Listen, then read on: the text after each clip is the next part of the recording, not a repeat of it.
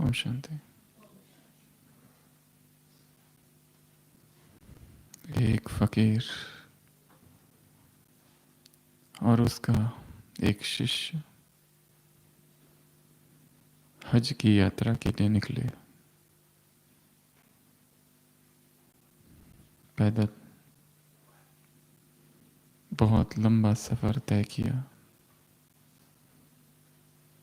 और बीच में एक मरुस्थल, एक रेगिस्तान आ पड़ा। दोनों को बहुत प्यास लगी, परंतु पानी का कोई ठिकाना न था। गुरु और शिष्य दोनों ढूंढ रहे थे कि अचानक एक झील नजर आई और वो दोनों उस झील पर पहुंचे और सौभाग्य से उसी झील के पास एक पात्र भी पड़ा था, क्योंकि उनके पास पात्र भी नहीं था। उस शिष्य ने पात्र लिया और उस झील से पानी निकाला और जैसे ही पीने को गया तो पानी इतना कड़वा था, जहरीला था, जैसे प्राण ले ले।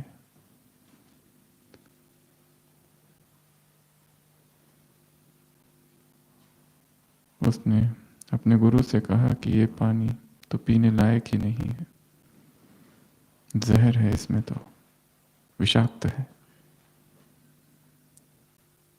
प्यास बहुत ज्यादा थी। वो दोनों आगे बढ़े। एक दूसरी झील उनको नजर आई, परंतु पात्र वो अपने साथ ले आए थे। फिर से शिष्य ने जाकर उस पात्र में पानी भरा और जैसे ही कंठ में पानी उतारा, फिर से देखा इतना तिक्त,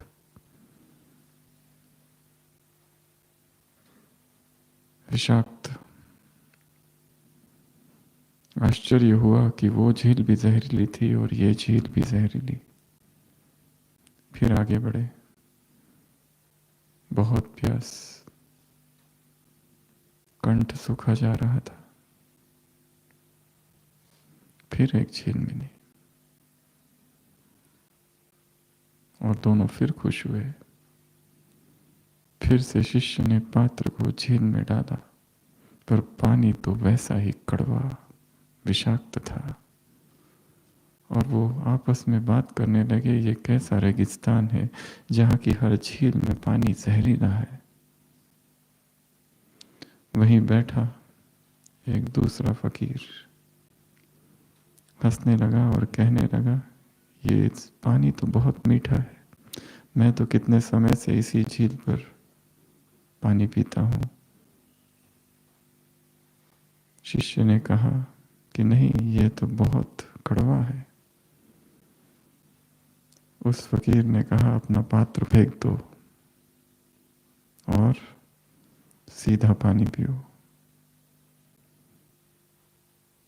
शायद पात्र ही खराब है, शायद पात्र ही विषाक्त है। शिष्य ने पात्र फेंक दिया और हाथों से पानी पिया। पानी बहुत मीठा था। जब तक सीधा संपर्क न था तब तक दुविधा थी। जब पता चल गया कि पात्र ही जहरीला है और पात्र को ही फेंक दिया, तो फिर सारी मुश्किलें सहज हो गई।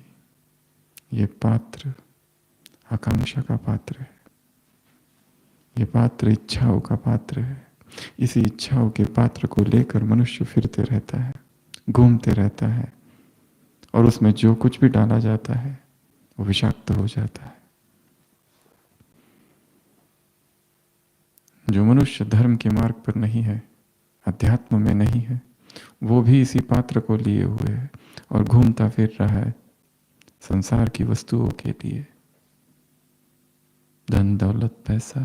परंतु जो धार्मिक है, जो अध्यात्म के मार्ग में है, वो भी ऐसा ही कोई पात्र लेकर घूम रहा है, और उसकी कठिनाई तो पहले वाले व्यक्ति से भी ज्यादा है, क्योंकि इसमें परमात्मा चाहिए, इसमें स्वर्ग चाहिए, इसमें अलौकिक इच्छाएं है। पात्र तो वही है, और जहां जहां इच्छा है, जहां जहां तृष्णा है, आकांक्षा है, वहां वहां बेचैनी है। गाड़ी, महल, कार, ये चाहिए वो चाहिए, जो आज है और कल नहीं। बाबा ने कहा तुमको क्या मिला है? कार? या कारून का खजाना? तुम मांग नहीं सकते, तुम्हें सब कुछ मिल चुका है। जहां दिल की खुशी मिल गई, वहां फिर और कुछ पाना बाकी नहीं रहता। अप्राप्त कुछ वस्तु नहीं रहती। परंतु जहां संसार है परंतु भगवान नहीं, तो फिर रिक्तता है। तू इत्र इत्र सा मेरे सांसों में बिखर जा, मैं फकीर तेरी कुर्बत का, तुझसे तू मांगू रे। क्या कहा शायर ने? मैं क्या मांगता हूं? तेरी वस्तुएं नहीं चाहिए मुझे, तेरा संसार नहीं चाहिए मुझे। मैं क्या मांगता हूं? बहुत बड़ी इच्छा है, तुझे तू दे दे। मैं फकीर तेरी कुर्बत का, कुर्बत अर्थात समीपता, तेरी समीपता मांगता हूं। मैं फकीर तेरी कुर्बत का, तुझसे तू मांगू रे। तू इत्र इत्र सा मेरे रूह में बिखर जा, अंतरात्मा में समा जा। फिर कुछ भी नहीं चाहिए संसार का। जहां दिल की खुशी मिल गई, वहां कुछ भी नहीं चाहिए। तब सब चीजों की व्यर्थता का पता चलता है, और सभी चीजें, सभी वस्तुएं विनाशी है, आज है कल नहीं। बाबा ने कहा तुमको कौन मिला है? तुमको भाग्य विधाता मिला है। भाग्य मिला है, जो भाग्य अविनाशी है, जिससे तुम अमर हो गए हो। ये भाग्य, ये खजाना तुम्हारे साथ चलेगा। वो खजाना तो आज है कल नहीं है। लिस्ट बनाओ, एक फहरिस्त, देखो मुझे क्या क्या मिला है, देखो और खो जाओ इस चिंतन में। हमारा ज्यादा से ज्यादा चिंतन उस पर चलता है जो हमारे पास नहीं है, और जो दूसरे के पास है उसको छोड़कर सारा फोकस, अवधान इस बात पर लगा दे कि मुझे क्या क्या मिला है। तुम्हें भाग्य विधाता स्वयं मिल गया है। ये नशा हो, ये खुशी हो, तुम्हारा गीत क्या है? वाह रे मैं, वाह रे भाग्य विधाता बाप। ये गीत गाते रहो, नाचते रहो, गाते रहो, हल्के रहो। और तुम्हारी ये मौज कैसी है? गुजरात से मुलाकात, कैसी मौज है ये? कैसी मौज है? कैसी मौज है? कैसी? तुम्हारी मौज कैसी है ये? अविनाशी। ये मन की मौज है, ये मौजों का जीवन है। डबल लाइट हो, हल्के हो, नाचते हो, गाते हो, तुम्हें सब कुछ मिल गया है। तन में क्या मिल गया? तंदुरुस्ती। मन में क्या मिल गया? शांति। और धन से क्या हो गया? धन से क्या हो गया? धन से क्या हो गया? धन से तो सबसे महत्वपूर्ण चीज हो गई, प्रसाद बन गया। क्या? दाल रोटी, जो याद में बनाते हो और याद में खाते हो, उसे प्रसाद कहा जाता है। संसार में 56 प्रकार के, 36 प्रकार के भोग होंगे, पर तुम्हारे पास जो है वो प्रसाद है, महाप्रसाद है।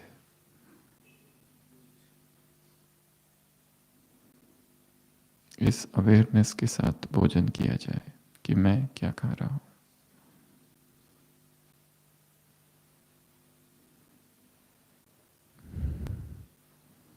प्राप्तियों का चिंतन, क्या क्या मिला है उसका चिंतन। और सबसे बड़ी सौगात इस ब्राह्मण जीवन में मिली है वो कौन सी है? सबसे बड़ी सौगात, सबसे बड़ी विशेषता, सबसे बड़ी नवीनता, सबसे बड़ा श्रृंगार, सबसे बड़ी विशेषता क्या है? प्यूरिटी, पवित्रता। सबसे बड़ी धारणा, सबसे बड़ा वरदान, सबसे बड़ा आशीर्वाद। प्यूरिटी ही क्या है? रॉयल्टी। प्यूरिटी ही क्या है? लॉयल्टी। प्यूरिटी क्या है? रियलिटी। प्यूरिटी ही क्या है? पब्लिसिटी। प्यूरिटी ही क्या है? पर्सनालिटी। प्यूरिटी ही क्या है? ऑनेस्टी। प्यूरिटी ही क्या है? Beauty. True beauty is truth, truth beauty. Purity ही क्या है? श्रृंगार। प्यूरिटी ही क्या है? टी। अथॉरिटी। प्यूरिटी ही क्या है? प्रॉस्पेरिटी। प्यूरिटी क्या है? मदर है। प्यूरिटी की गोद में कौन खेलते हैं? दो बच्चे। सुख और शांति। जहां प्यूरिटी है वहां सुख शांति है। प्यूरिटी महीनता है। जैसे कर्मों की गति गुह्य है, वैसे प्यूरिटी की परिभाषा भी बहुत गुह्य है। वो कभी और सुनाएंगे। ऐसा कहा ना आज। तो आज की मुरली बड़ी गुह्य है, राजों से भरी है, शब्द शब्द अव्यक्त है।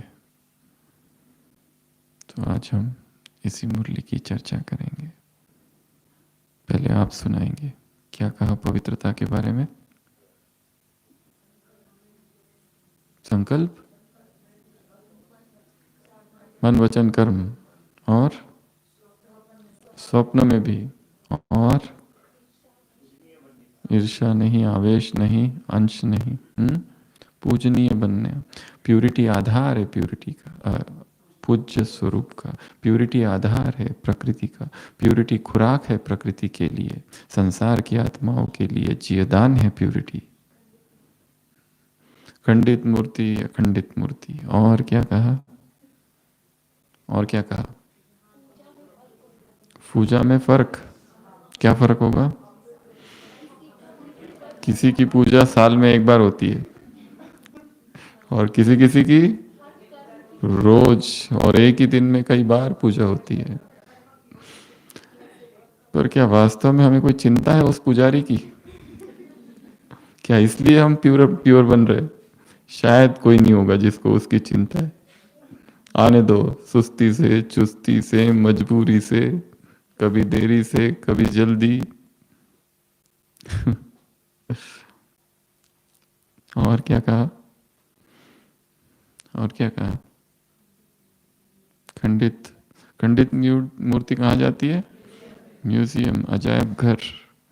और वहां जाके क्या होता है उसका? पूजा नहीं होती है, सब लोग देखते हैं उसको। और क्या कहते हैं? ये बहुत पुरानी मूर्ति है, वस्तु है, बस। और और क्या कहा आज की मुरली में? हम्म? और क्या क्या था? याद करो। हम्म? तुम जहान के नूर हो, तुम अविनाशी हो, रोशनी हो। जैसे शरीर में नूर का महत्व है, वैसे तुम जहान के नूर हो। आप चढ़ते हो तो वो चढ़ते हैं, और आप उतरते हो तो वो उतरते हैं, और आप गिरते हो तो वो भी धड़ाम से गिरते हैं। आप परिवर्तित होते हो तो वो परिवर्तित होते हैं। और अमृत वेला क्या? शुद्ध पवन। और क्या कहा? याद करो। स्वप्न में भी क्या? जब स्वप्न का भी इतना प्रभाव है तो साकार का कितना प्रभाव होगा। और कर्म द्वारा गुणों का दान। और ठकाठक क्या हो जाएगा? एक सेकंड में और हो गया, कार मिल गई, कारून का खजाना भी मिल गया। और 108 की माला। और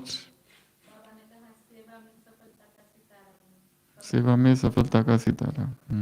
और तो पूरी मुरली महत्वपूर्ण टॉपिक पर है, प्यूरिटी। इस प्यूरिटी की हम आज 12 बातें देखेंगे। सबसे पहली, प्यूरिटी विधि पूर्वक हो। सबसे पहली बात, प्यूरिटी कैसी हो? विधि पूर्वक हो। इसका क्या अर्थ है? विधिवत प्यूरिटी हो। जैसे पूजा होती है ना, विधिवत, या कभी भी कैसी भी पूजा की जाती है ना, विधिवत पूजा की जाती है, वैसी ही हमारी पवित्रता, हमारी पाकीज़गी, हमारी प्यूरिटी विधिवत प्यूरिटी हो, अर्थात वैसी ही हो जैसी उसने सिखाई है। अब तक जन्म जन्म से संसार की आत्माएं प्यूरिटी सिखा रही थी, अब तक जन्म जन्म से संसार की आत्माएं ब्रह्मचर्य का ज्ञान दे रही थी, परंतु वो मार्ग बड़ा कठिन है। भगवान ने कठिन मार्ग नहीं सिखाया, भगवान ने सहज मार्ग सिखाया। जैसे एक व्यक्ति था, उसे सर्दी जुकाम था और उसका सर्दी जुकाम कोई भी ठीक नहीं कर सकता था।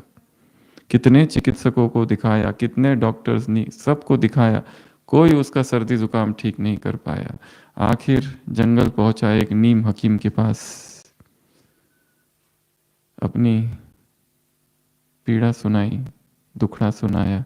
उस नीम हकीम ने कहा, बस इतनी छोटी सी बात, ये तो मेरे दाएं हाथ का खेल है, मैं तो चुटकी बजाते तुम्हारी बीमारी ठीक कर दूंगा। वो कहता है, बताओ क्या इलाज है? वो कहता है, आधी रात जब बहुत सर्द सर्द रात हो, ठंडी का मौसम हो, ऐसे ठंडी के मौसम पर जाना, और जो झील हो एकदम सर्द वाली, वह नंग धड़ंग होकर स्नान करना ऐसी झील में। बस तुम्हारी सर्दी जो है ना, ये सर्दी खांसी एकदम ठीक हो जाएगी, इमीडिएटली, ताबड़तोड़, हमेशा के लिए। वो कहते हैं, आप पागल तो नहीं हो गए? क्या इससे सर्दी खांसी मेरी ठीक हो जाएगी? वो कहता है, मैंने ये तो नहीं कहा ना तुम्हारी ये बीमारी ठीक हो जाएगी, मैंने ये कहा कि इससे तुमको निमोनिया हो जाएगा, और निमोनिया का इलाज मुझे पता है, फिर मैं तुमको ठीक करूंगा। तो अब तक पंडित, पुरोहित, किताबें, शास्त्र, सबने हमको यही मार्ग बताया है। कौन सा वाला? निमोनिया। पहले वो करो, फिर वो करो, फिर वो करो, फिर ऐसा करो, फिर वैसा करो। तो भगवान ने आके सबसे पहली बात, प्योरिटी कैसी होनी चाहिए तुम्हारी? विधिवत, विधि पूर्वक प्योरिटी होनी चाहिए, जैसी उसने सिखाई, जिन शब्दों में उसने सिखाई। और वो प्योरिटी ही सिखा रहा है इतने सालों से, अलग अलग शब्दों में। और इसी मुरली में कहा, प्यूरिटी अर्थात केवल निर्मोही बन जाना प्यूरिटी नहीं है, केवल ब्रह्मचर्य धारण कर लेना प्यूरिटी नहीं है। हाँ, परंतु ब्रह्मचर्य प्यूरिटी का बहुत महत्वपूर्ण आधार स्तंभ है, पिलर है। बिना ब्रह्मचर्य के प्यूरिटी की इमारत खड़ी नहीं हो सकती, वो तो नींव है। ब्रह्मचर्य को हटा दो, प्यूरिटी नीचे गिर जाएगी। ब्रह्मचर्य प्रथम सोपान है पवित्रता का। पर केवल कोई ब्रह्मचर्य धारण कर ले, ब्रह्मचारी तो संसार में बहुत है, तो क्या वो संपूर्ण पवित्रता को प्राप्त हुए हैं? ना। और संसार में ब्रह्मचर्य केवल एक विकार के लिए सीमित रह गया है शब्द, जबकि वो असीम है, बेहद का है।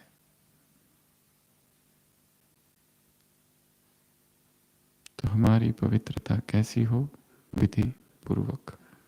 इसके लिए संशोधन करना होगा, ढूंढना होगा मुरलियों को। सारी मुरलियां निकालो जिसमें प्योरिटी की चर्चा है। भगवान एक ही काम के लिए आया है, पवित्र बनाने। ये फर्स्ट सब्जेक्ट है, फर्स्ट टॉपिक है। ये उसका मुख्य उद्देश्य है इस संसार में आने का। वो और किसी काम के लिए नहीं आया है, बस इस एक के लिए आया है। और इसी एक में जो कमजोर रह गया, ऐसे को क्या कहा जाएगा? इस एक को ही जो समझ नहीं पाया, इसकी गहराई, इसकी चौड़ाई, इसकी लंबाई समझना है। क्या है?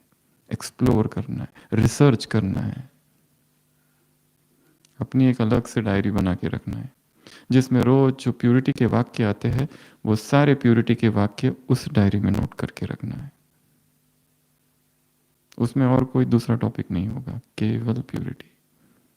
दूसरी एक किताब है यज्ञ में, संपूर्ण पवित्रता, बाबा के अव्यक्त महावाक्यों का संकलन है। एक दूसरी किताब है बाप समान बनने वाली शिक्षा है, उसमें एक पूरा चैप्टर प्यूरिटी पर है। जगदीश भाई जी की एक किताब है ब्रह्मचर्य का व्रत। प्यूरिटी धारण करने के लिए क्या किया जाना चाहिए? क्या क्या किया जाए? कैसे प्यूरिटी धारण हो? क्या केवल नारे लगाने से होगा? क्या केवल स्वमान लिखने से हो जाएगा, मैं परम पवित्र आत्मा हूं, मैं सृष्टि की सबसे पवित्र आत्मा हूं? हाँ, जो कुछ नहीं कर रहे उनसे तो ये ठीक है, परंतु जब तक प्यूरिटी का चिंतन नहीं, प्यूरिटी धारण भी नहीं होती है। तो प्यूरिटी धारण करने के लिए कुछ धारणाओं की आवश्यकता है, और सबसे बड़ी धारणा है अमृत वेला। जिसका अब तक अमृत वेला ही लड़खड़ा रहा है, अमृत वेला ही स्थिर नहीं है, कभी है कभी नहीं है, तो प्यूरिटी भी वैसी ही होगी। दूसरा, ज्ञान का चिंतन। जितना गहन ज्ञान का चिंतन होगा, उतनी प्यूरिटी अंदर में स्थापित होगी।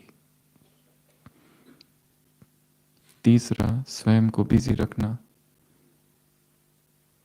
हर समय कुछ ना कुछ करते रहना, कोई ना कोई सेवा, कोई ना कोई चिंतन, ज्ञान योग धारणा सेवा में कहीं ना कहीं।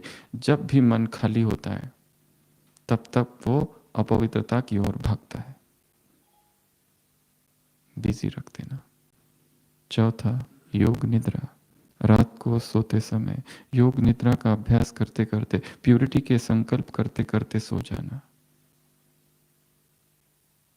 तो प्यूरिटी दृढ़ होगी। अगला, अध्ययन। प्यूरिटी से संबंधित जितनी किताबें हैं, उनका निरंतर अध्ययन करते रहना। अगला, आत्माभिमानी स्थिति, निरंतर आत्मिक स्वरूप का अभ्यास।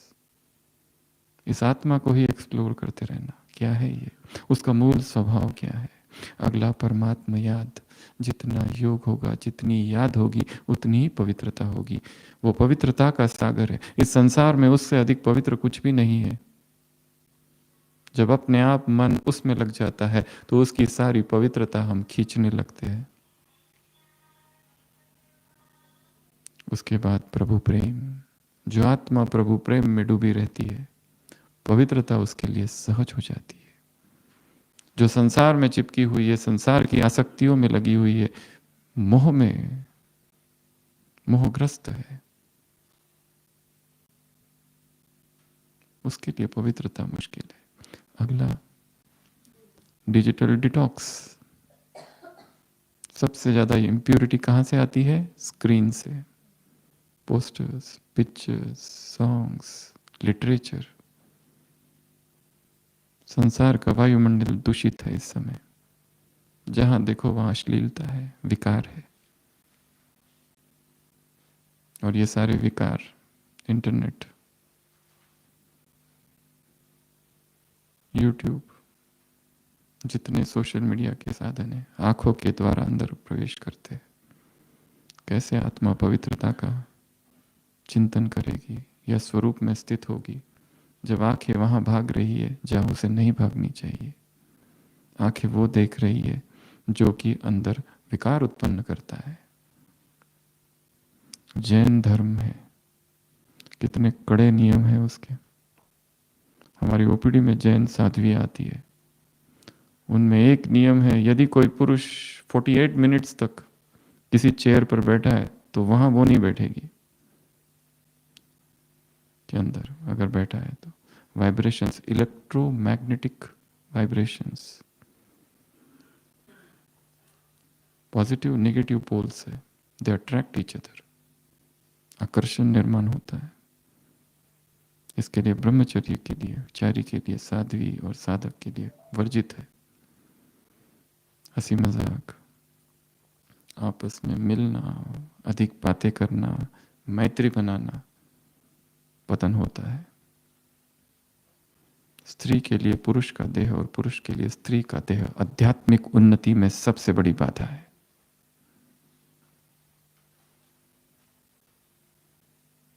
बड़े बड़े योगी और बड़े बड़े तपस्वी क्यों गिर गए? इसी एक विकार के कारण।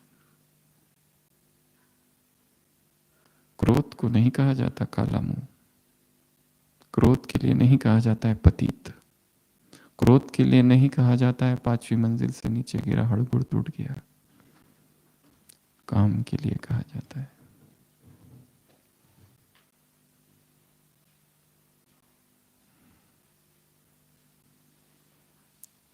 वस्त्र, किस तरह के वस्त्र पहने जा रहे हैं, किस तरह का भोजन खाया जा रहा है, राजसिक है, सात्विक है या तामसिक है। जिस भोजन खाने से अति उत्तेजनाएं उत्पन्न होती है वो ब्रह्मचर्य को खंडित करेगा। जिस भोजन से कब्ज होता है वो जीवनी शक्ति का नाश करेगा। जो भोजन निद्रा को लाता है, प्रमाद लाता है, आलस्य लाता है, वो ब्रह्मचारी की शक्ति को नष्ट करेगा, भारीपन लाएगा, जड़ता लाएगा। जो अधिक भोजन करता है वो ब्रह्मचारी का व्रत करना मुश्किल है उसके लिए। ब्रह्मचारी अर्थात अल्पाहारी, ब्रह्मचारी अर्थात उसके भोजन में सतो तत्व अधिक है, प्राण ऊर्जा है, और 24 घंटे 1/4 हिस्सा पेट का खाली ही रहता है।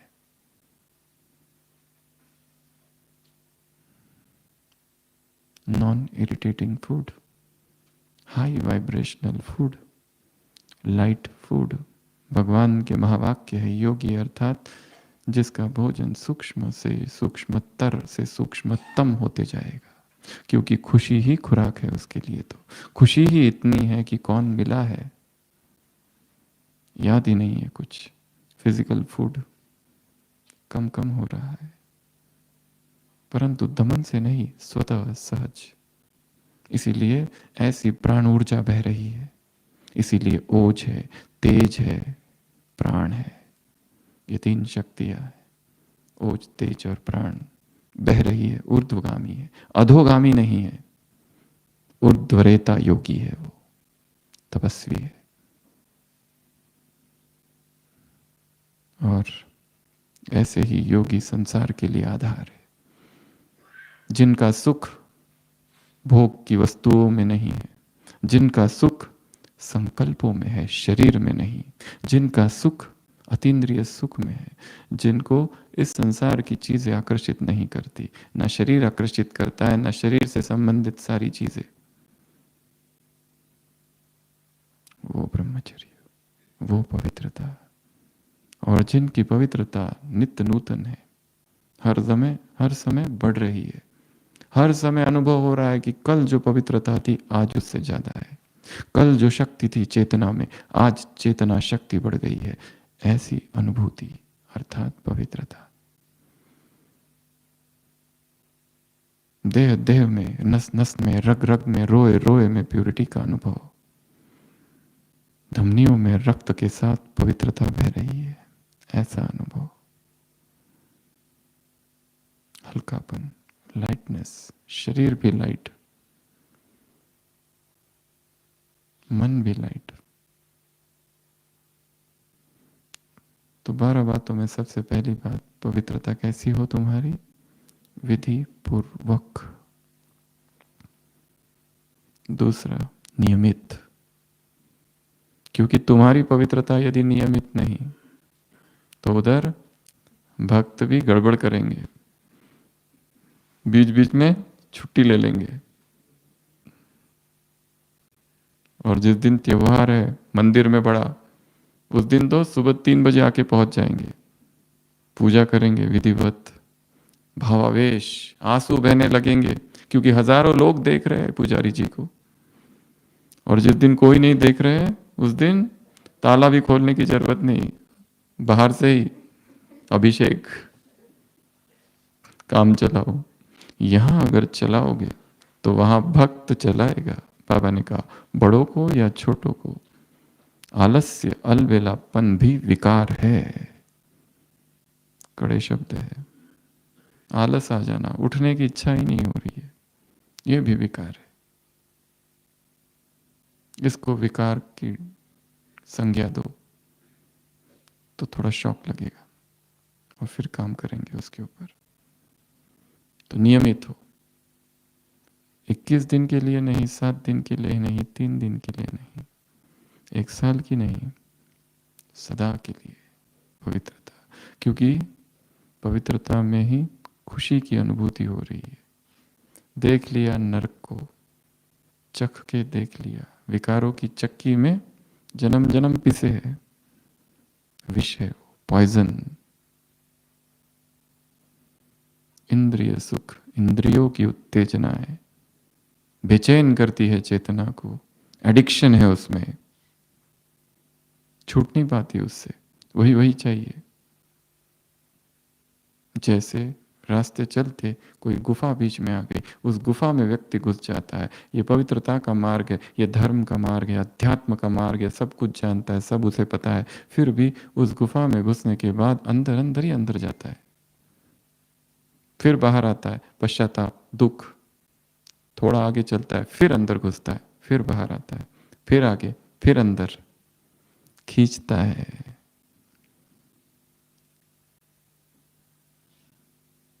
काम सुख, जो सुख है नहीं, भ्रम है। ये भ्रम कि किसी और से मिल रहा है, वो किसी और से उसका क्या संबंध? वो तो शरीर में ही उत्पन्न होने वाली संवेदनाएं हैं, सुखद संवेदनाएं उत्पन्न हो रही है, उसका एडिक्शन है वो। ना किसी स्त्री का एडिक्शन है, ना किसी पुरुष का, अपने ही देह में उत्पन्न होने वाली संवेदनाओं का एडिक्शन है।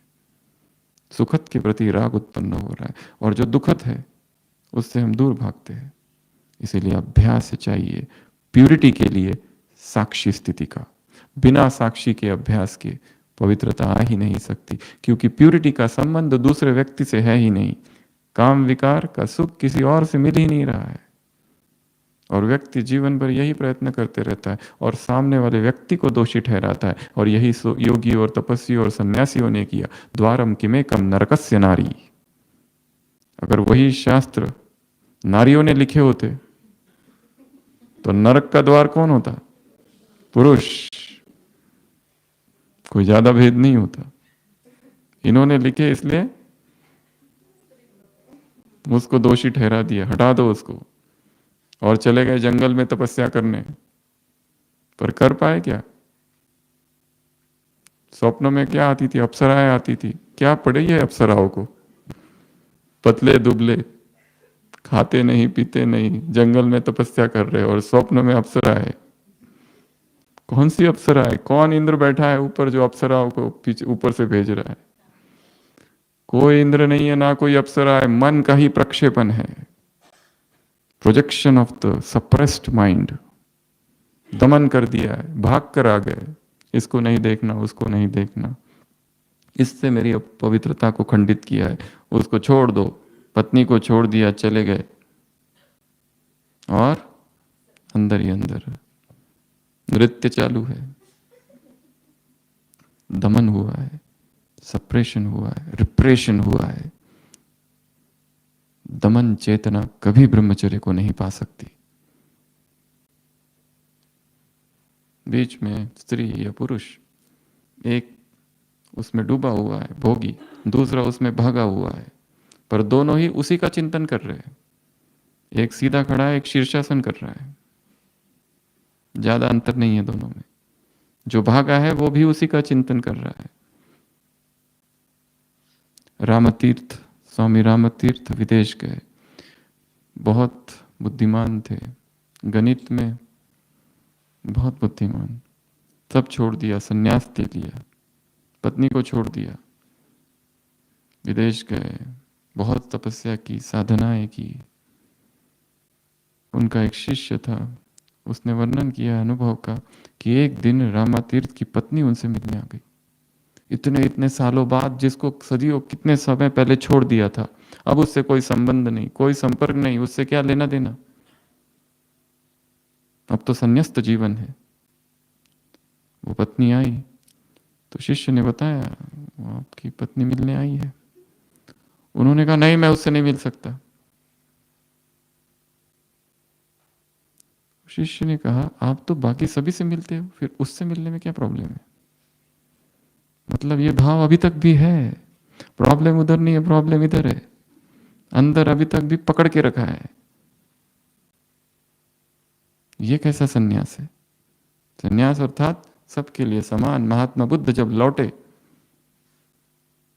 संपूर्ण संबोधि ज्ञान प्राप्त होने के बाद, वो भागे नहीं, अपने ही राज्य में लौटे, अपने ही पिता के सामने, अपनी ही पत्नी के सामने, अपने ही बेटे के सामने आए, भागे नहीं, क्योंकि तब सब कुछ बदल चुका था, चेतना ही बदल गई थी अंदर से।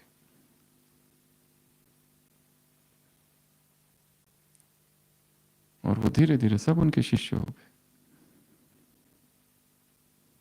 तो हम कहाँ थे? नियमित। हमारी साधना कैसी हो? नियमित। हमारी तपस्या कैसी हो? नियमित। हमारी प्यूरिटी कैसी हो? नियमित।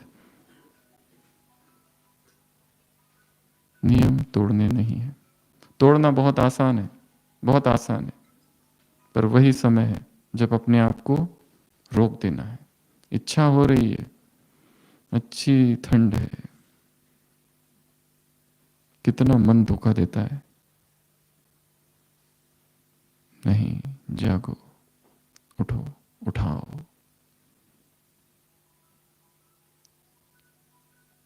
चिंतन करो, अमृत वेला क्या क्या मिलता है, क्या क्या मिल सकता है, किस स्थान पर है हम।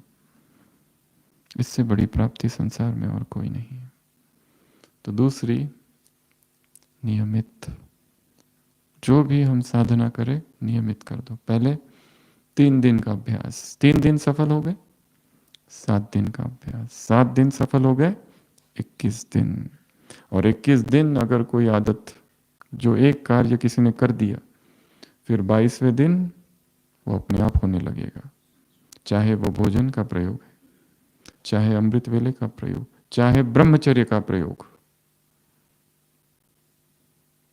जो डूबे हैं, सारा ज्ञान और योग सब कुछ जानते हुए भी अपवित्रता वार करती है, बड़े सूक्ष्म रूप से वार करती है, स्वप्न में वार करती है, कहीं ना कहीं आती है।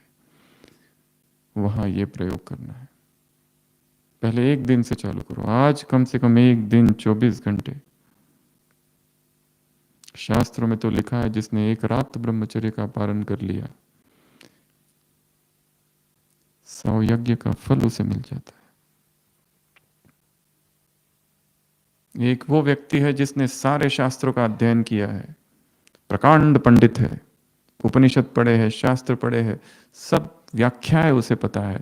एक पलड़े में उसे रखा जाए और दूसरे पलड़े में एक व्यक्ति जिसने केवल ब्रह्मचर्य को धारण किया है, किसका पलड़ा भारी होगा? ब्रह्मचारी का। ब्रह्मचर्य संसार की सबसे बड़ी पावर है, सबसे बड़ी शक्ति है। स्वामी विवेकानंद को पूछा था आपने जो भाषण दिया वो इतना प्रभावशाली कैसे हुआ, क्या था उसमें? क्योंकि वहां तो भाषण देने वाले बहुत सारे थे और आपसे सभी उम्र में बड़े थे, और उन्होंने भी सबने अच्छा भाषण दिया था। ऐसा नहीं कि उन्होंने भाषण नहीं दिया था, सबने अपने अपने धर्म की, हिंदू धर्म, बहुत अच्छी अच्छी बातें बोली थी। फिर भी ऐसा क्या था कि इसका इतना प्रभाव पड़ा? क्या ये आपके गुरु की कृपा थी या कोई चमत्कार था? क्या था? उन्होंने कहा ऐसा कुछ था ही नहीं जो आप कह रहे हैं। ना ही मैं बहुत बड़ा पंडित हूं, ना ही मेरे पास ज्ञान बहुत है, ना ही मैंने बहुत किताबें पढ़ी है, ऐसा नहीं। I have not allowed my mind to have a single sexual thought in my life.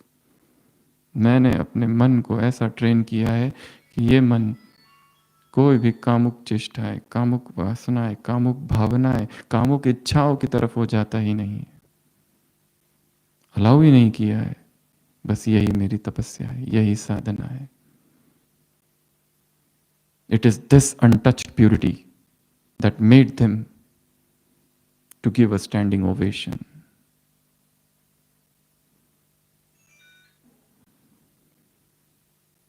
तो नियमित। तीसरा, पवित्रता कैसी हो? सहज। सहज हो, मुश्किल वाली ना हो, कठिनाई वाली ना हो। परंतु हाँ, कोई भी चीज शुरुआत में सहज नहीं होती है, उसके लिए साधना करनी होती है, तपस्या करनी पड़ती है, मेहनत करनी पड़ती है, और फिर मेहनत करते करते करते करते वही चीज जो पहले कठिन थी सहज हो जाती है। करत करत अभ्यास, बस अभ्यास करते रहो, करते रहो, करते रहो, करते रहो, करते रहो, और याद करते रहो कि हम वो थे जो उसने बताया है, जिनमें संपूर्ण पवित्रता थी। तुम्हारे पांचों ही स्वरूप पवित्र है। जब परम धाम में हो तो तुमसे अधिक पवित्र और कोई नहीं। जब देवता थे तो कैसी पवित्रता थी तुम्हारी, अंग अंग पवित्र थे। द्वापर में तुम्हारी तो पूजा होती थी। क्यों झुकते थे लोग? प्यूरिटी के आगे झुकते हैं, अपने अहंकार को झुका देते हैं। संगम पर ब्राह्मणों जैसा पवित्र कौन हो सकता है? और फरिश्ते तो है ही पवित्र, उनको शरीर से क्या लेना देना, मिट्टी से। जिसने शरीर को मिट्टी जान लिया स्वतः ही पवित्रता की ओर अग्रसर हो जाता है। जिसे ये समझ में आ गया, ये जो देह दिखाई दे रही है इसके वास्तविक स्वरूप को देख लिया, फिर उसे इसमें आसक्ति नहीं रहती है। झूठन का झूठन का झूठन है।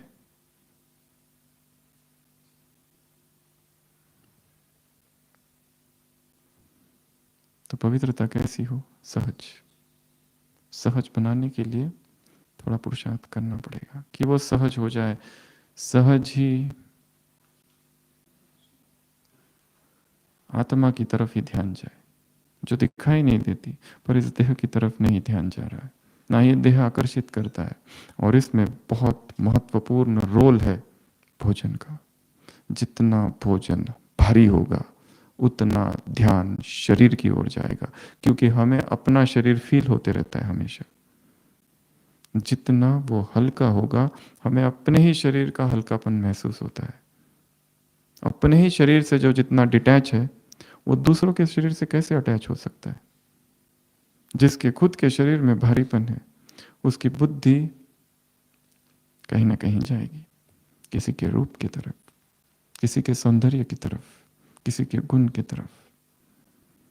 इसके लिए सबसे बड़ा काम किस पर करना है? भोजन पर। खोज करनी है सात्विक आहार की।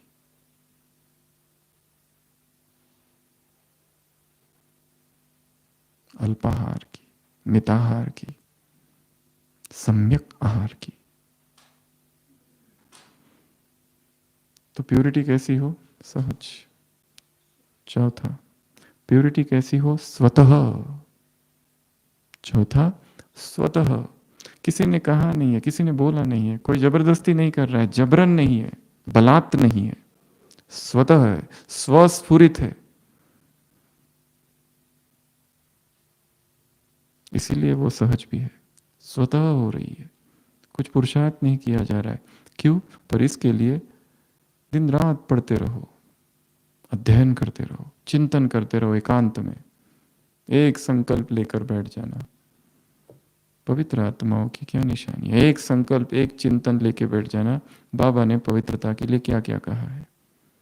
प्रकृति के सानिध्य में जाओ, या फिर ध्यान लगाकर बैठ जाओ और सोचो, चिंतन क्या क्या होता है, या फिर अपने ही शरीर को रोज अमृत वेले एक एक अंग में प्यूरिटी की किरणें भरनी है, एक एक अंग में।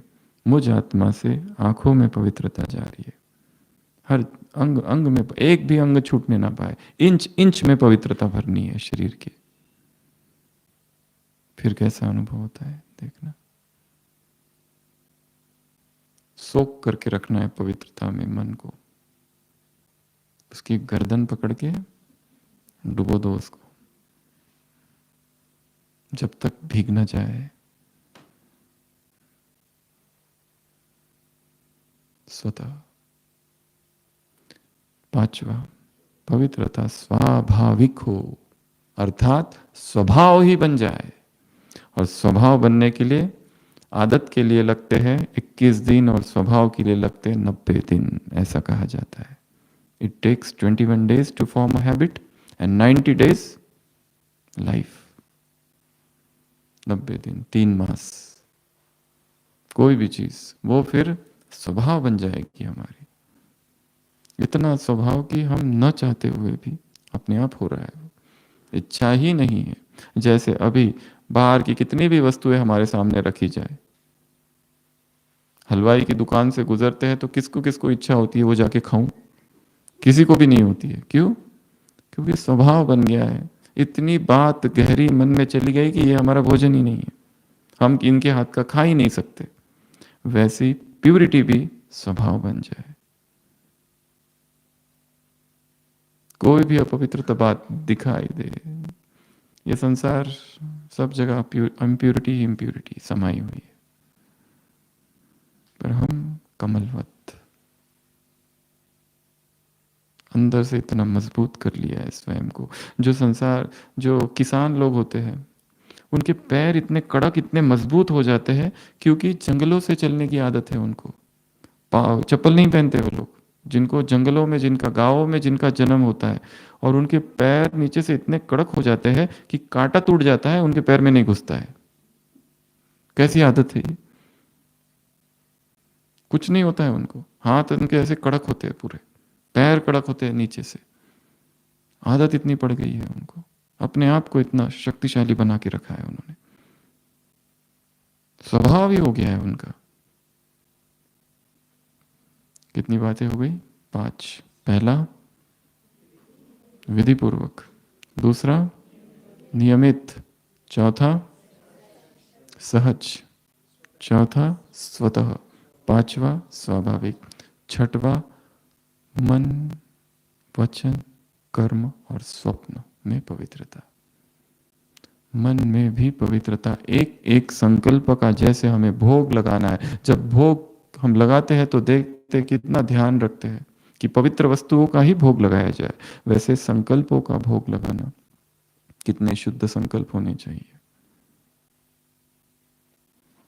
बोल और कर्म, बाबा ने कहा कि ऐसे ही बोल दिया, ऐसे ही हो गया, चलाने की कोशिश नहीं करो। अगर उसमें अंश भी है, वंश भी है, द्वेष है, आवेश है। और कर्म के लिए क्या कहा? संबंध, संपर्क, चाहे ज्ञानी या अज्ञानी कोई भी हो, सबके प्रति समान, वही प्यूरिटी का भाव। स्वप्न, सारे दिन भर हम जो सोचते हैं वही स्वप्न में दिखता है। सारे दिन भर जो दमन किया होता है वो स्वप्न में दिखता है। जो अतीत की बातें हैं वो स्वप्न में दिखती है, जो पूर्व जन्म की बातें हैं वो स्वप्न में दिखती है। ऐसी 4 प्रकार के स्वप्न। और किसी किसी को सुपर कॉन्शियस, भविष्य में क्या होने वाला है वो स्वप्न में दिखता है। स्वप्नों के प्रकार है अलग अलग। और सबसे मुख्य है कि सारे दिन भर जिसको दबा के रखा है, जबरदस्ती उपवास किया है, रात में क्या दिखेगा? ब्रह्मा भोजन।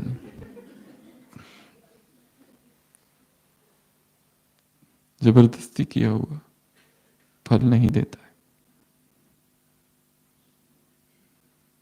कर्मों को भी, हमारे बोल किसी को हर्ट ना करे, किसी को दुख ना दे, कमेंट्स ना हो, इंसल्ट करने वाले ना हो, कटाक्ष वाले ना हो, व्यंग्यबान ना हो, जो जिस किसी को भेद दे। और इसमें हम सबसे ज्यादा हानि उसकी नहीं कर रहे, अपनी कर रहे, क्योंकि ये स्व के प्रति हिंसा है। उसको तो कुछ नहीं हो रहा है, जो निंदक होता है उसे बड़ी प्लानिंग करनी पड़ती है, कितनी बुद्धि चलानी पड़ती है। वो आएगा, फिर उसके लिए ये शब्द बोलूंगा, फिर उसके शब्दों की रचना करनी पड़ती है। कठिन काम है, पर दया का पात्र है वो, करुणा का पात्र है। खालीपन है अंदर, ईर्ष्या है शायद अंदर, इसलिए तो किसी की निंदा कर रहे।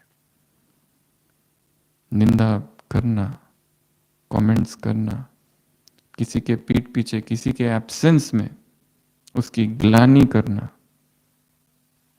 क्या ये पवित्रता है? ना। हमें किसी के बारे में क्या पता है? कुछ भी तो नहीं। जो हमने दूसरों से सुना है, क्या वो सत्य है? ना। पति पत्नी दोनों जीवन भर साथ रहते हैं, पर क्या पति कह सकता है मैंने इसको जान लिया?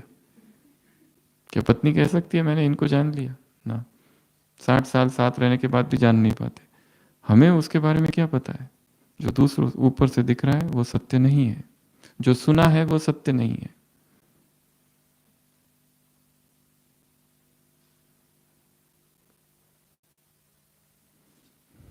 तो छठवां, मन वचन कर्म। स्वप्न में भी पवित्रता। मन वचन कर्म में रहेगा तो स्वप्न में अपने आप होगी। यदि दमन होगा, जबरदस्ती कर रहे होंगे, तो स्वप्न में विकार जागेंगे। जरूर दिन भर में कोई गलती की है, जरूर दिन भर में कोई मर्यादा का उल्लंघन किया है, जरूर दिन भर में ऐसा कुछ देखा है, कहा है, शब्द निकले हैं हंसी मजाक के, विकार के, कुछ पढ़ा है ऐसा। अननेसेसरी सर्फिंग, अननेसेसरी वो सारी किताबें, लिटरेचर जो उत्तेजना उत्पन्न करे। उसके बाद नेक्स्ट 7th, दृष्टि वृत्ति वाइब्रेशन की पवित्रता। हमारी दृष्टि पवित्र हो, वृत्ति पवित्र हो जाए, और जिस तरह के प्रकंपन है, ऐसा है कि कोई कोई आता है तो अचानक से पूरे वायुमंडल को बदल देता है, पॉजिटिव भी और नेगेटिव। किसी किसी का व्यक्तित्व ही ऐसा है कि जहां जाते हैं हलचल, कभी उन्होंने कुछ बोला भी नहीं है, पर लोगों के मन में हलचल उत्पन्न हो जाती है। और कोई कोई ऐसे है कि जहां जाते हैं एकदम वायुमंडल पीसफुल हो जाता है। तो वाइब्रेशंस बहुत काम करते हैं। हमारे कहीं जाने से अगर दूसरों के मन में हलचल हो रही है, दूसरे नहीं चाहते कि ये व्यक्ति यहां आ जाए, अर्थात अपवित्रता है कहीं ना कहीं, इम्प्योरिटी। तो दृष्टि को पवित्र बनाना है। आत्मिक भाई भाई, ये कौन है? भाई क्या सोचे? ये कौन है? बहन है। ये कौन है? देवी है। ये कौन है? पूजनीय है। ये कौन है? आत्मा है। ये कौन है? भाई है। एक तो सोचे बहन है, फिर सोचे भाई भी है। और कौन है? फरिश्ता है, माँ है। ये भी बहुत पवित्र संबंध है। कौन है? जगदम्बा है, शिव शक्ति है। कितने सारी बातें। उसी तरह बहनें क्या सोचे? ये आत्मा है, भाई है, हनुमान, गणेश, पूजनीय, या देवता है सतयुग का, या परम धाम की आत्मा है, या अभी अभी अवतरित हुई आत्मा है, या श्रेष्ठ ब्रह्मा कुमार है, या बाल ब्रह्मचारी है। ये सोचे ये बाल ब्रह्मचारिणी है। हम किसी के ब्रह्मचर्य को खंडित करें, डबल बोझ है। इसी मुरली में एक शब्द आया है, अपवित्रता का खाता जमा मत करो। हमारी वजह से किसी में अपवित्रता बढ़ रही है, तो ये बोझ हम पर है। जरूर कुछ ऐसा पहना होगा या ऐसा कुछ दिखावा किया होगा कि उस व्यक्ति का मुझ में आकर्षण हो गया। ना मैं किसी को याद करूं, ना मुझे कोई याद करे। दादी क्या कहा करती थी, कोई ना मुझे याद करे, ना मैं किसको याद करूं।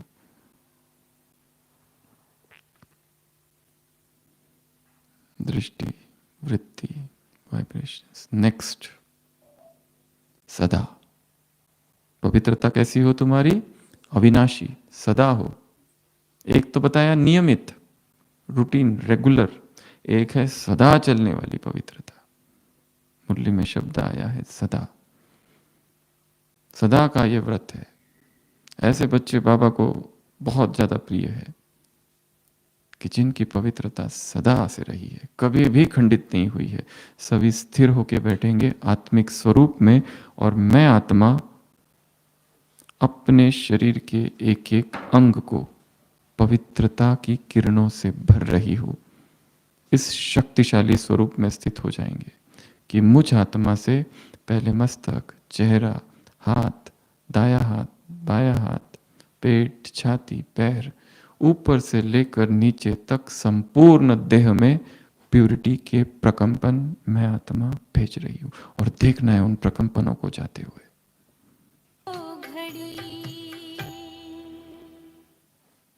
नौवा अखंड।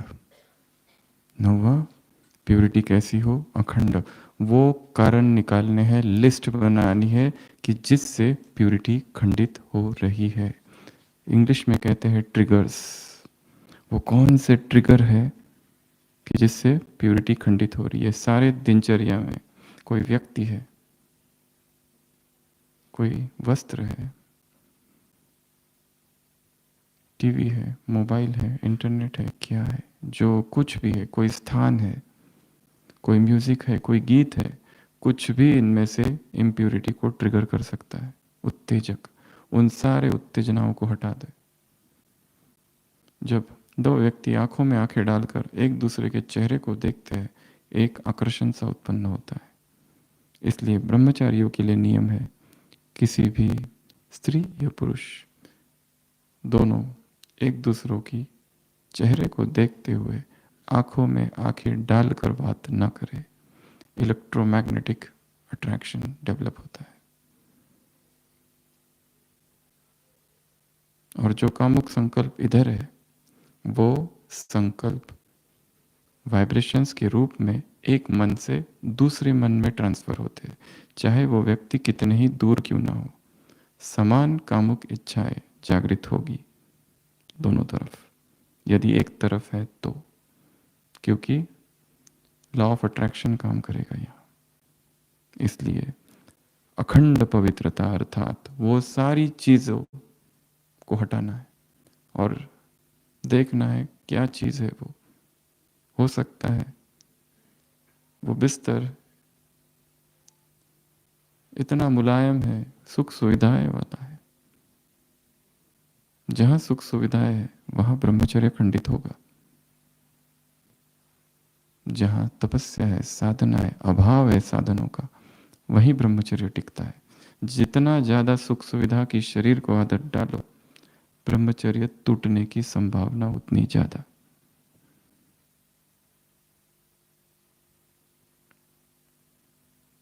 दसवा यथार्थ। पवित्रता कैसी हो? यथार्थ। उसके दो अर्थ बताए, पहला युक्ति युक्त और दूसरा अर्थ सहित। उसके संकल्प, बोल, कर्म सब कुछ अर्थ सहित होगा। एक भी शब्द बोल ऐसे ही बोल दिया, ऐसे ही निकल गया, ऐसे ही हो गया ना। यथार्थ पवित्रता। एक बताया था विधि पूर्वक, किस विधि से अपनाई जा रही है। एक है यथार्थ, अर्थ सहित। उसके जितने डेफिनेशन है ब्रह्मचर्य के, वो सब उसमें समाये हुए होने चाहिए। ब्रह्मचर्य से लेकर तो ब्रह्मचर्य तक सब कुछ। 11वीं डेफिनेशन, चेहरे और चलन से अनुभव हो दूसरी आत्माओं को। प्यूरिटी कैसी हो? चेहरे और चलन से दूसरों को अनुभव हो। ये आगे की स्टेज है बहुत। इसमें ऐसा नहीं कि किसी का चेहरा ज्यादा गोरा है तो ज्यादा पवित्र दिखाई दे रहा है, और किसी का काला काला है तो ये कम पवित्र है। इसका काले और गोरे से संबंध नहीं है। या तो कोई देवी का पार्ट प्ले कर रही है तो वो ज्यादा पवित्रता है उसमें, ऐसा नहीं है। शरीर के चमड़ी के कलर से इसका संबंध नहीं है प्यूरिटी का। और ये भी देखने में आया है, जिन व्यक्तियों में बहुत ज्यादा अपवित्रता है, वो आते ही पता चल जाता है कि ये कुछ तो गड़बड़ है। ऐसा नहीं कि वो दिखने में कुछ है, परंतु प्रेजेंस मात्र से बहुत सेंसिटिव लेवल प्यूरिटी की। जैसे जैसे बढ़ती जाती है हम डिटेक्ट करने लगते हैं वायुमंडल में अपवित्रता को। किसी स्थान पर जाने के बाद तुरंत पता चलता है ये स्थान मुझे रहना नहीं है, यहाँ ये इम्प्योर है, यहाँ के वाइब्स अलग है। तो माइंड इतना प्योर, माइंड सेंसिटिव होने लगता है, उसको तुरंत पता चलने लगता है। किसी ने कुछ खाने के लिए दिया है, उसको पता लगता है ये कहाँ से बना हुआ है। शायद ये जिसने बनाया है वो माता अपने सोच रही होगी कुछ पोता पोती के बारे में, मोह के वाइब्रेशंस उसको दिखाई देने लगेंगे, इसमें कुछ तो गड़बड़ है। इस हद तक प्यूरिटी को लेके जाया जा सकता है कि हम एनवायरनमेंट के वाइब्रेशंस डिटेक्ट करने लगे, व्यक्तियों को डिटेक्ट करने लगे, भोजन को डिटेक्ट करने लगे, परिस्थितियों को, हर चीज को।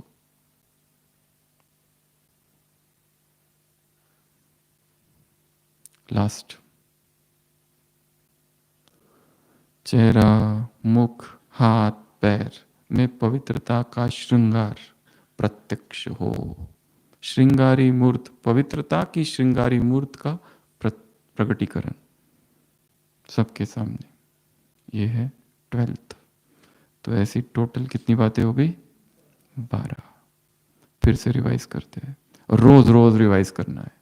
एक चार्ट ही बना के रखना है अपनी डायरी में।